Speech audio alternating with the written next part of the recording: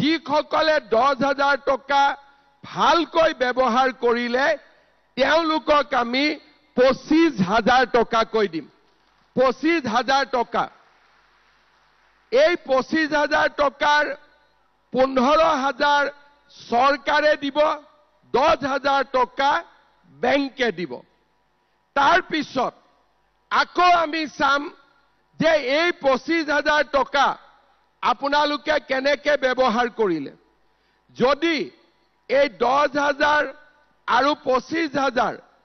দুইটা টকা যদি আপোনালোকে ভাল কৰি ব্যৱহাৰ কৰে অহাবাৰ আমি আপোনালোকক বেংকৰ পৰা 50,000 টকা আপোনালোকক আমি ঋণ দিম সুদ আমি দিম আৰু 50,000 টকাৰ 25% আমি সাবসিডি হিচাপে বেংকক দিম তাৰ মানে এই আঁচনিখন এদিনীয়া আঁচনি নহয় আজি যি মহিলাক আজি আমি ইয়াত মাতি আনিছো এই মহিলাসকলক আমি তিনিবাৰ আজি এবাৰ মাতিছো অহা বছৰ আমি আকৌ মাতিম তাৰ পিছত আকৌ আমি আকৌ মাতিম মোৰ উদ্দেশ্য হল 10,000 25,000 আৰু 50,000 85,000 টকা